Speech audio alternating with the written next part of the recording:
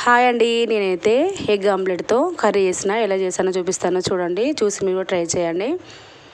ఇప్పుడు ఒక పొయ్యి మీద ఒక గిన్నె తీసుకొని కొంచెం ఆయిల్ పోసుకొని జీలకర్ర ఆవాలు వేసుకొని ఆనియన్స్ వేసుకోవాలి, అలాగే పచ్చిమిర్చి కూడా వేసుకోవాలి. ఇంకో గిన్నెలో ఎగ్స్ 3 ఎగ్స్ అయితే తీసుకొని ఇలా మొత్తం కలుపుకొని ఆమ్లెట్ లాగా వేసుకోవాలి.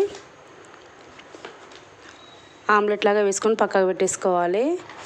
నెక్స్ట్ వచ్చేసి ఆనియన్స్ అయితే మంచిగా ఫ్రై అయిపోయినాయి. తర్వాత అల్లం వెల్లుల్లిగడ్డ పేస్ట్ వేసుకొని అలాగే కొంచెం పసుపు కూడా వేసుకోవాలి.